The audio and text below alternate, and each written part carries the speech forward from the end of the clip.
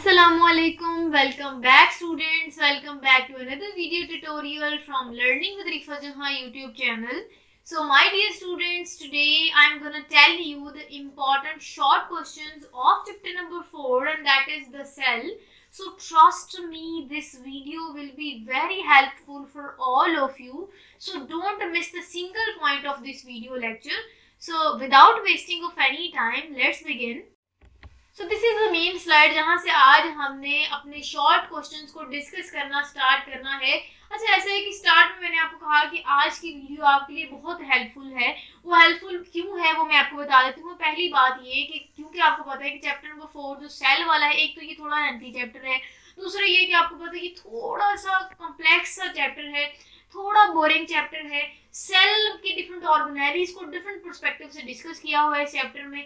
और ये है कि हम बच्चे मोस्टली कंफ्यूज हो जाते हैं कि इतने लेंथी चैप्टर में से इतना जो अजीब बोरिंग सा टॉपिक है, इन तमाम के तमाम चैप्टर के एक एक पॉइंट में से कौन सा शॉर्ट पूछा जाता है। तो बच्चे कंफ्यूज होते हैं कि हम किस शॉर्ट को तैयार करें या कौन से स्टेटमेंट जो है वो शॉर्ट के तौर पे इंपॉर्टेंट है। तो आपने परेशान नहीं होना, मैं आज आपको बताऊंगी कि इस पूरे chapter related important short questions कौन से हैं, और वो टोटल हमने आज 36 शॉर्ट क्वेश्चंस को डिस्कस करना है। एंड ट्रस्ट मी, अगर आप इन्हीं 36 शॉर्ट क्वेश्चंस को डिस्कस कर लेंगे तो आपको समझ आ जाएगी कि चैप्टर नंबर 4 रिलेटेड कौन सा शॉर्ट क्वेश्चन किस किस तरीके से पूछा गया है। क्योंकि ये तो 36 शॉर्ट क्वेश्चन है, ये आपने परेशानी होना कि इतने ज़्यादा शॉर्ट हम कैसे तैयार करें।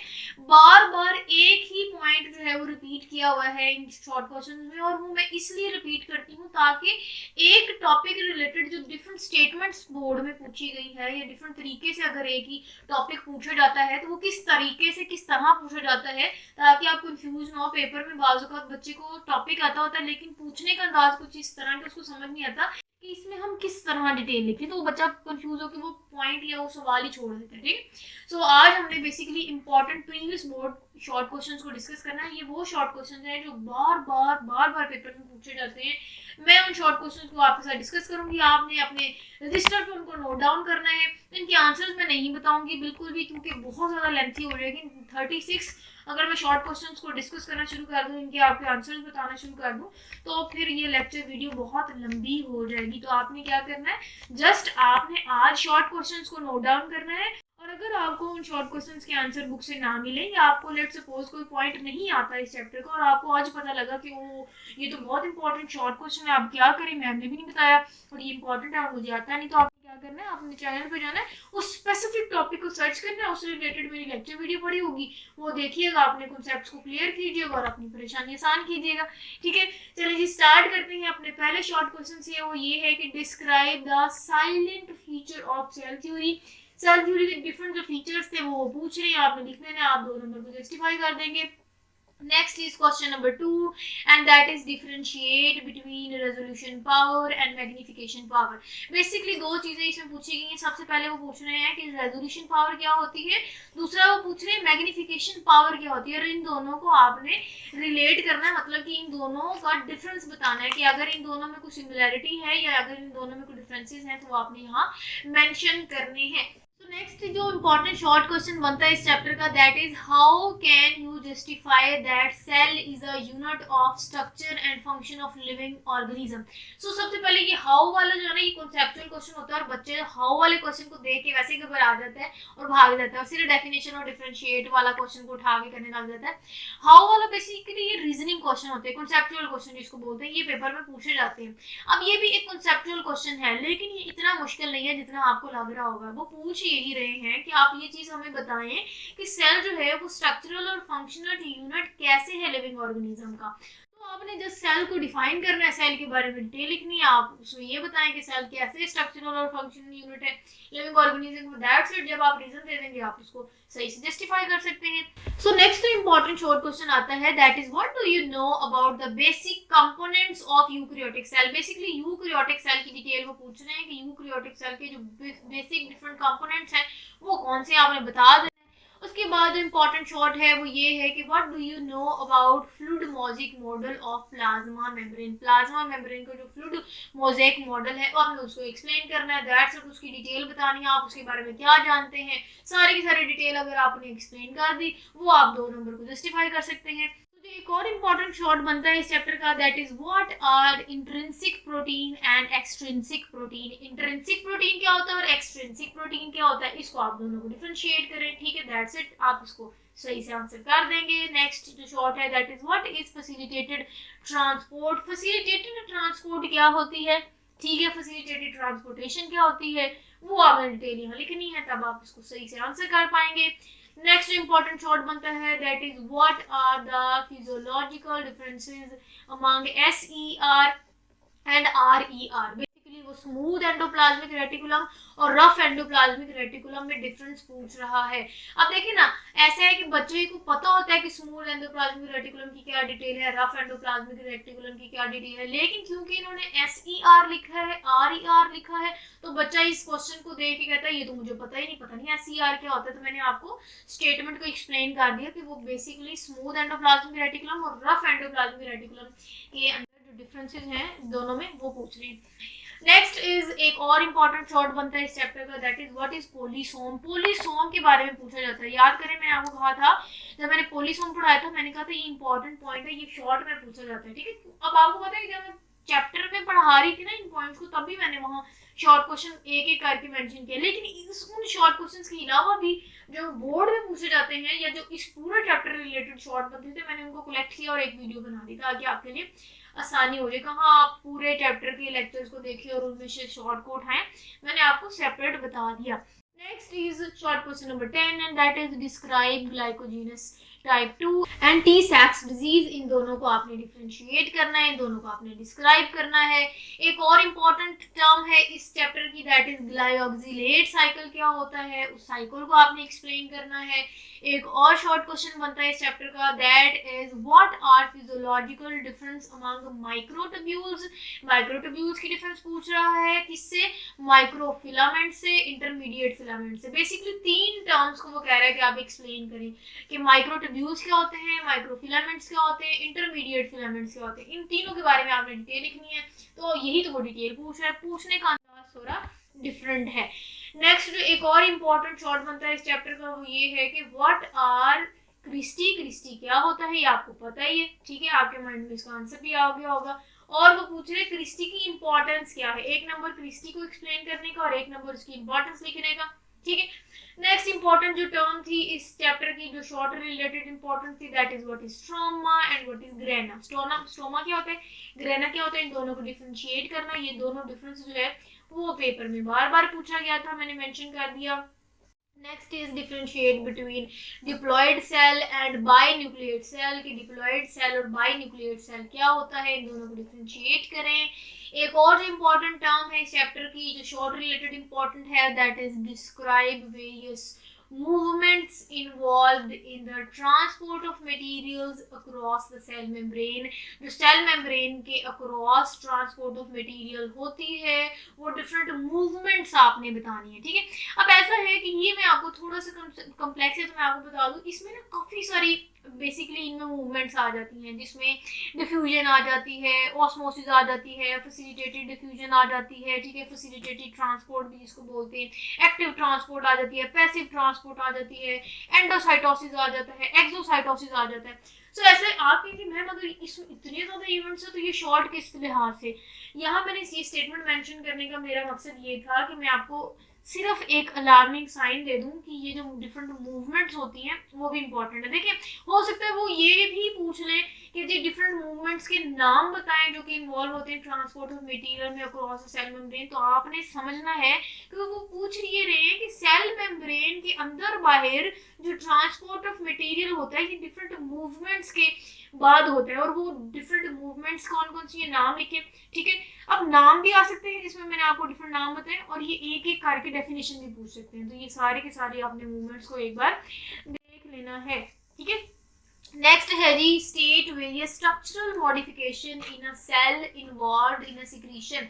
जो सेल की सिक्रीशन में डिफरेंट स्ट्रक्चरल मॉडिफिकेशन आती है ना, वो स्ट्रक्चरल मॉडिफिकेशन बेसिकली आपने लिखनी है, ठीक है। So next is question number 18 and that is list the processes blocked by mitochondrial failure in a cell. आपने जो माइटोकॉन्ड्रियल फेलियर है ना सेल में, वो आपने मेंशन करना है। इसकी डिटेल जो है वो आपकी बुक में मेंशन है ऑलरेडी, वो आपने उठानी है, याद करनी है और पेपर में लिख देनी है।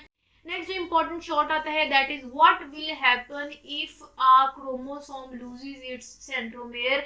जब क्रोमोसोम अपना सेंट्रोमेयर खो देता है तब क्या चेंजेस आते हैं, वो चेंजेस आपने लिखने हैं। आपको ऑलरेडी पता भी होगा, ना भी हो तो आपने स्पेसिफिक टॉपिक को सर्च करके उसकी रिलेटेड डिटेल देख लेनी है।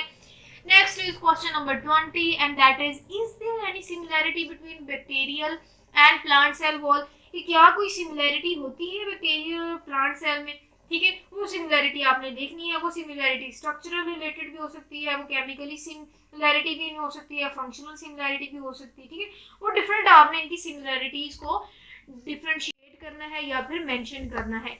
सो नेक्स्ट जो हमें डिस्कस करना है इंपॉर्टेंट शॉर्ट वो ये होगा कि how does autophagy help in converting a tadpole larva into an adult amphibian. कि ऑटोफेगी की जो एक टर्म थी वो कैसे हेल्प करती है, ये ऑटोफेगी का जो एक फिनोमिना है, जो मेथड है, वो कैसे हेल्प करती है टेडपोल को अडल्ट एम्फीबियन में कन्वर्ट होने में, ठीक है। नेक्स्ट जो इंपॉर्टेंट टर्म बनती है short related that is give chemical composition of primary and secondary cell wall. Primary और सेकेंडरी सेल वॉल की केमिकल कंपोजिशन पूछ रहे हैं कि कैसे वो केमिकली बन रही होती हैं, स्ट्रक्चर उनके एक्सप्लेन करना है। 2 नंबर का आपने एक्सप्लेन करना है, लेंथ को आपने माइंड में रखते हुए इसको लिखना है। ये ना हो कि आप कहानियां लिखना शुरू कर दें, शॉर्ट पूछा है और आप इसको पूरे को पूरा लॉन्ग बना दें, ये भी नहीं, ये आपका टाइम को डिस्टर्ब करेगी। ये जब मेरी सीरीज खत्म हो जाएगी शॉर्ट और लॉन्ग की चैप्टर वाइज, तो मैं इंशाल्लाह आपके साथ पेपर पैटर्न और टाइम मैनेजमेंट भी शेयर करूंगी। नेक्स्ट है जी हमारा important short question number 23 and that is what are microfilaments, give their function. ना सिर्फ आपने माइक्रोफिलामेंट्स को बताना है, उनका फंक्शन भी लिखना है। एक और शॉर्ट क्वेश्चन जो कि है कि define fluid mosaic model of cell membrane. ये देखें डिफरेंट तरीकों से पूछ सकते हैं, fluid mosaic model of cell membrane के तरीके से भी पूछ सकते हैं और सेपरेट भी ये पूछ सकते हैं कि what do you know about fluid mosaic model of plasma membrane. Plasma membrane, ठीक है, और सेल मेम्ब्रेन के तरीके से पूछ रहे हैं तो आपने कंफ्यूज नहीं होना कि ये पता नहीं पूछ क्या रहे हैं, समझ आ गई। अच्छा नेक्स्ट एक और इंपॉर्टेंट शॉर्ट बनता है इस चैप्टर का that is write down the 2 functions of Golgi complex. अब आपको पता है क्योंकि सेल है, सेल में डिफरेंट ऑर्गेनेलीज हैं, ठीक है, और जो सेल की एक ऑर्गेनेली गोल्गी कॉम्प्लेक्स है उसका वो 2 फंक्शन पूछ रहे लिख देंगे तो आपको 2 नंबर मिल जाएंगे। नेक्स्ट इंपॉर्टेंट शॉर्ट बनता है इस चैप्टर का दैट इज कि गिव रोल। एक तो आपने रोल बताना है, फंक्शन बताना है and composition of cytoskeleton. Cytoskeleton की कंपोजिशन की वो किस किस चीज से मिलके बनी, ठीक है। दूसरा वो पूछ रहे हैं कि साइटोस्केलेटन का रोल क्या होता है, फंक्शन एक्सप्लेन करें। एक एक नंबर की दोनों बातें। तो नेक्स्ट एक इंपॉर्टेंट शॉर्ट क्वेश्चन है that is differentiate between cristae and cisternae. ये दोनों टर्म्स जो है वो डिफरेंशिएट करें इनको, और इनको आपने जब लिखा तो आप दोनों को जस्टिफाई कर सकते हैं क्योंकि ये बहुत इंपॉर्टेंट शॉर्ट है। उसके बाद what are storage diseases, storage diseases क्या है, और आपने जस्ट इसकी डेफिनेशन लिखनी है, give name of 2 storage diseases. ये नहीं कि आप उस पर पूरी की पूरी कहानियां लिखने बैठ जाएं और आप उनको लॉन्ग ही बना दें। आपको वो शॉर्ट पूछ रहे हैं तो आपने जस्ट शॉर्ट लिखना है और इसमें डेफिनेशन लिखनी है और जस्ट 2 स्टोरेज डिजीजेस के नाम मेंशन करने हैं। Next is question number 29 and that is what is meant by resolution of microscope। resolution microscope वाला भी एक शॉर्ट बनता है, बार बार पेपर में आता है इसलिए मैंने मेंशन किया। Next is what is autophagosomes. Autophagosomes क्या होते हैं ये चैप्टर में हम ऑलरेडी पढ़ चुके हैं, इसको आपने याद करना है, ये शॉर्ट क्वेश्चन इंपॉर्टेंट है। नेक्स्ट इंपॉर्टेंट शॉर्ट है that is give 3 functions of smooth endoplasmic reticulum. देखिए आप इस तरह भी कह सकते थे कि गिव 3 फंक्शंस ऑफ SER, ठीक है। अच्छा तो स्मूथ एंडोप्लाज्मिक रेटिकुलम के 3 फंक्शंस वो पूछ रहा है।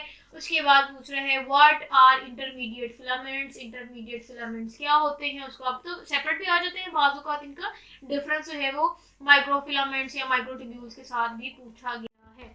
सो एक और इम्पोर्टेंट शॉर्ट बेसिकली यही 4 शॉर्ट रह गए जो मैंने डिस्कस करने हैं। उसके बाद हमारे इस पूरे चैप्टर के जितने भी इम्पोर्टेंट शॉर्ट बन सकते थे पॉसिबल वो मैंने आपके साथ ऑलरेडी डिस्कस कर चुकी हूँ।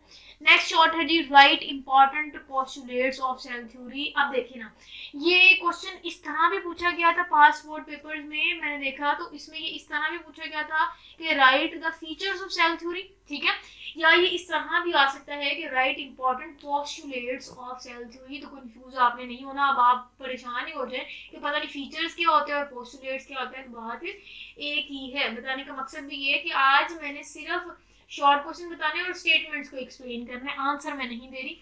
आंसर के लिए आपको बुक या फिर चैनल के लेक्चर्स को देखना पड़ेगा। Next is question number 34, important है इस चैप्टर का, that is differentiate between chromoplast and leucoplast. Chromoplast leucoplast से कैसे डिफरेंट है, इन दोनों की डिटेल पूछ रहे हैं, इंपॉर्टेंट है, शॉर्ट रिलेटेड। तो नेक्स्ट एक और इंपॉर्टेंट शॉर्ट क्वेश्चन है, that is what is ominous cellular E cellular. Ominous cellular E cellular क्या होता है, हु प्रपोज्ड इट, किसने ये टर्म हमें दी थी, ये सारी की सारी डिटेल आपने इससे रिलेटेड मेंशन करनी है, ये भी शॉर्ट है। उसके बाद एक और इम्पॉर्टेंट शॉर्ट मैंने डिस्कस करना है इस chapter related, that is define the term polysome. Polysome वाला पॉइंट इंपॉर्टेंट है, शॉर्ट रिलेटेड पूछा जाता है। वो कह रहे हैं कि आप इस टर्म को भी डिफाइन करें और इनके फंक्शन को भी लिखिए। अगेन मैंने कहा कि लेट सपोज वो आपसे मेंशन नहीं कर रहे कि इसका फंक्शन बताएं, लेकिन वो अगर यही कह दें कि डिफाइन द टर्म पॉलीसोम, तो ना सिर्फ आपने पॉलीसोम बल्कि उसका फंक्शन भी, क्योंकि शॉर्ट पूछ रहे हैं तो इतना भी शॉर्ट नहीं आपने कर देना होता है। ये एक इंपॉर्टेंट सी आप टिप ले लें कि उसको इतना छोटा भी नहीं कर देना और इतना लंबा भी नहीं कर देना कि वो लॉन्ग लगे, और इतना छोटा भी ना कर दें कि पेपर चेकर जो है वो 2 नंबर देते हुए सोच में पड़ दे कि इसको 2 नंबर देने के नहीं। तो अगर आपको कोई स्पेसिफिक टर्म वो पूछता है डेफिनेशन के लिए, तो अगर आपको उस रिलेटेड कोई डिटेल आती है तो आप उसको शॉर्टली उसमें ऐड कर सकते हैं। जैसे आप जस्ट टाइप्स के नेम ऐड कर सकते हैं, उस specific topic related function add कर सकते हैं, उसकी इंपॉर्टेंस ऐड कर सकते हैं, शॉर्ट में कोई नाम है तो वो आप ऐड कर सकते हैं। सो वो जो है एक अच्छा इंप्रेशन डलता है पेपर चेकर पे, ठीक है। सो दिस इज इट, यही था हमारा आज का लेक्चर। आई होप ये लेक्चर में जितने भी मैंने शॉर्ट क्वेश्चन आपके साथ शेयर किए, ये वीडियो आपके लिए हेल्पफुल होगी। अगर तो हेल्पफुल रही, आपने क्या करना है, आपने कमेंट सेक्शन में अप्रिशिएट जरूर करना है। कोई मजीद अगर आप एडवाइस देना चाहते हैं या कुछ पूछना चाहते हैं, तब भी आपने कमेंट सेक्शन में पूछना। अपना नाम और सिटी नेम लाजमी मेंशन कीजिएगा, क्योंकि मैं अपनी वीडियोस में नाम लेके उसका आंसर दूंगी। नेक्स्ट हम इंशाल्लाह चैप्टर नंबर 4 द सेल की इंपॉर्टेंट लॉन्ग क्वेश्चंस को डिस्कस करेंगे। टिल देन अपना बहुत सारा ख्याल रखिएगा, stay connected and Allah Hafiz.